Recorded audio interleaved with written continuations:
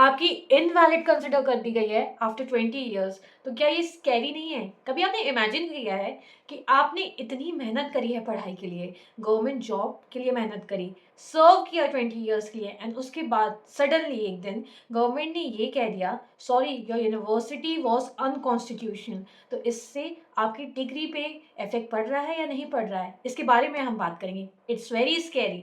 इससे आपकी एक डिग्री इनवैलिड होती है या नहीं होती है। So welcome back to my channel. This is Anshulika. Welcomes you back on Law is Life. आज हम बात करेंगे एजुकेशन, एम्प्लॉयमेंट एक बहुत ही सीरियस इशू के बारे में। और इस इशू में हम करेंगे one of the landmark judgement of supreme court. इस वीडियो में मैं कवर करूंगी सुप्रीम कोर्ट का एक लैंडमार्क जजमेंट जिसमें बात हुई है अभी हाल ही में फरवरी 2026 में आया Priyanka Kumari and others versus state of Bihar and others के केस में।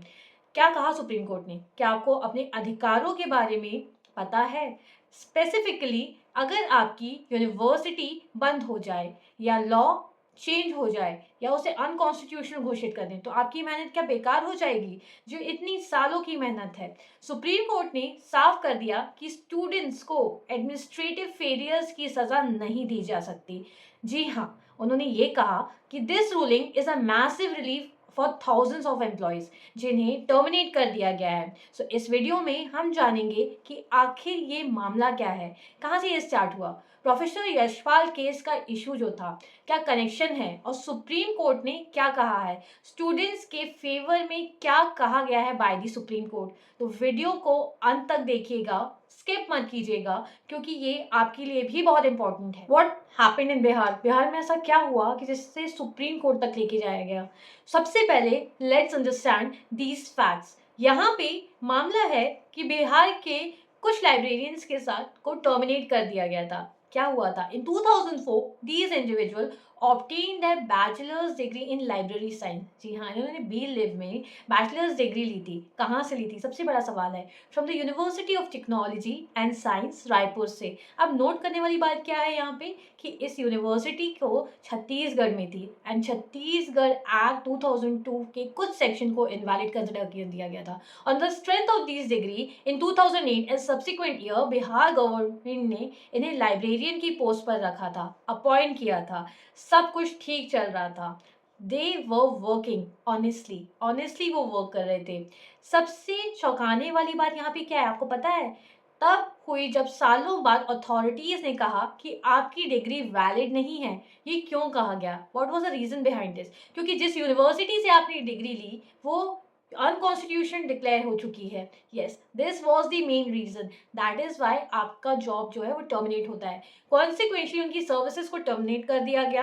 Can you imagine the mental trauma that they have suffered after years of service, losing your livelihood because आपकी यूनिवर्सिटी को लीगल टेक्निकलिटीज की वजह से कॉलेज का जो स्टेटस है डिकेड्स अगो उसे इनवैलिड कंसिडर कर लिया गया। उन्होंने हाई कोर्ट में अप्रोच किया बट वहां से भी उन्हें रिलीफ नहीं मिली।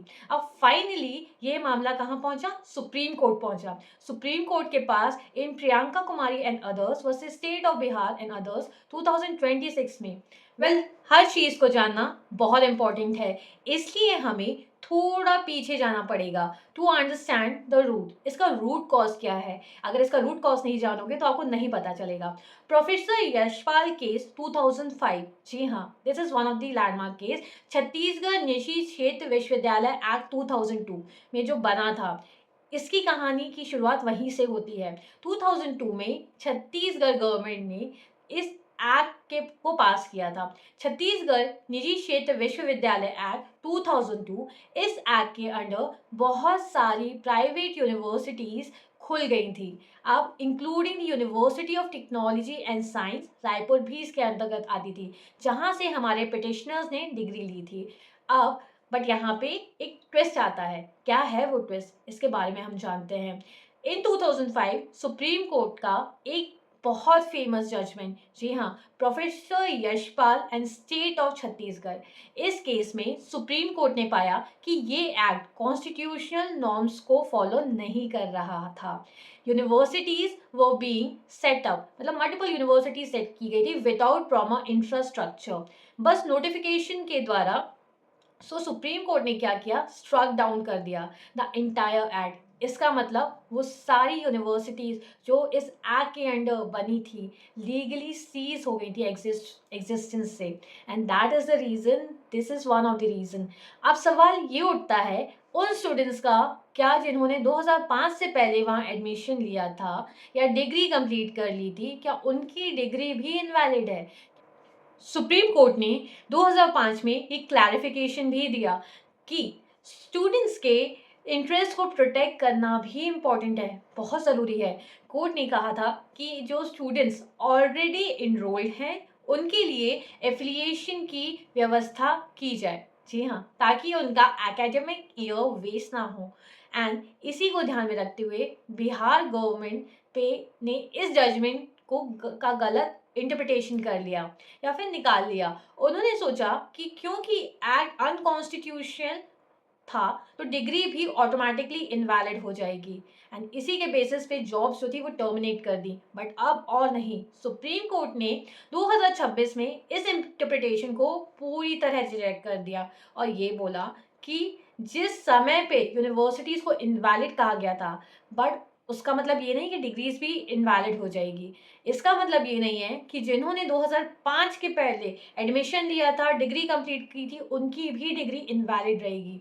तो यही सबसे बड़ इम्पॉर्टेंट चीज़ जो कोर्ट ने पॉइंट आउट की वो थी गुड फेथ। जी हाँ, कोर्ट ने कहा कि जब स्टूडेंट्स ने 2004 में एडमिशन लिया और डिग्रीज पास की, उस वक्त यूनिवर्सिटी जो थी वो वैलिड थी, एक्ट एग्जिस्ट करता था। स्टूडेंट्स को ये सपने में भी नहीं पता हो सकता कि फ्यूचर में जाकर एक्ट अनकॉन्स्टिट्यूशनल घोषित कर दिया जाएगा या डिक्लेयर हो जाएगा। When they took admission, it was in existence. अगर मैं लीगल लैंग्वेज में इसकी बात करूं तो court observe that the student और the appellant pursued their studies in good faith. जी हाँ, उस समय तक उस कोर्ट ने ये भी क्लियर किया कि यशपाल केस में यूनिवर्सिटी को बोगस या फेक नहीं कहा गया था।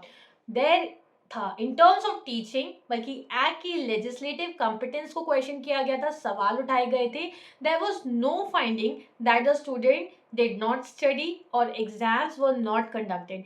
That is the important thing कि एग्जाम्स जो थे वो फेल कंडक्ट हुए थे, स्टूडेंट्स जो थे वो स्टडी भी कर रहे थे, बट कॉम्पिटेंस के ऊपर क्वेश्चंस उठाए गए थे यहाँ पे, ना कि एग्जामिनेशन और स्टडीज के ऊपर। सो लॉजिक सिंपल है कि you can not punish the student for the fault of legislature और द स्टेट। जी हाँ, लेजिस्लेचर की गलती की सजा बच्चों को नहीं मिल सकती। Court held that degree can not be invalidated. आप रेट्रोएक्टिवली डिग्री को इनवैलिड नहीं कंसिडर कर सकते, and in such cases Bihar high court का ऑर्डर सेट असाइड कर दिया गया। जी, सुप्रीम कोर्ट ने ये बोला कि ऑर्डर दिया कि इन लाइब्रेरियंस को वापस जॉब पर रखा जाए, रीइंस्टेटमेंट हो with continuity of service, back wages के लिए मना कर दिया। इसका मतलब उनकी सीनियरिटी काउंट होगी, उनका टेन्योर काउंट होगा। ये एक बहुत बड़ी जीत है उन अनएम्प्लॉयज के लिए जिनके साथ ऐसा हुआ है। हालांकि कोर्ट ने बैक वेजेस देने से तो मना कर दिया, यानी पिछले सालों की सैलरी जब वो काम नहीं कर रहे थे देने से उन्हें मना कर दिया गया है, बट सर्विस को कंटिन्यू करने के लिए कहा गया। ये ह्यूज विक्ट्री है इन इटसेल्फ। अब आप सोचेंगे इससे मुझे क्या फायदा होगा? जी हाँ, मेरा कोई फायदा तो नहीं है, बट अगर मैं सबसे बड़े इम्पैक्ट की बात करूं तो ये जजमेंट एक लीगल प्रीसिडेंट है, सेट करता है इंडिया में हजारों उन स्टूडेंट्स के लिए जो प्राइवेट यूनिवर्सिटीज से डिग्री लेते हैं। कल को अगर किसी यूनिवर्सिटी ने रिकॉग्निशन पर सवाल उठता है ड्यू टू एडमिनिस्ट्रेटिव लैप्सेस, तो ये जजमेंट आपके लिए एक सुरक्षा कवच की तरह वर्क करेगा, सेफ्टी शील्ड की तरह वर्क करेगा। एंड ये बनेगा या नहीं ये आपको डिसाइड करना है, बट ये जजमेंट स्टैब्लिश करता है students should not suffer for the illegality of the institution if they acted in good faith. Termination of service decades later based on such technicalities is violative, arbitrary and a violation of Article 14, that is right to equality. जी हाँ, ये आपका अधिकार है कि अगर आपने ईमानदारी से पढ़ाई की है तो सिस्टम की गलती की सजा आपको नहीं मिलनी चाहिए, इसके लिए आपको नहीं भुगतना पड़ेगा। अब ऐसा नहीं होगा कि सरकार अपनी गलती का ठीकरा स्टूडेंट्स के सर पर फोड़ दे। और ये जजमेंट इसी की बात करता है। अगर आप देखिए Priyanka Kumari and others versus state of Bihar and others 2026 ने ये साफ कर दिया है कि एजुकेशन और डिग्रीज को रेट्रोएक्टिवली आप कैंसिल करना आसान नहीं है। टेक्निकलिटीज अगर स्पेशली जब स्टूडेंट निर्दोष हो, उन लाइब्रेरियंस की वो वापस मिल जाएगी और उनके साथ न्याय हुआ।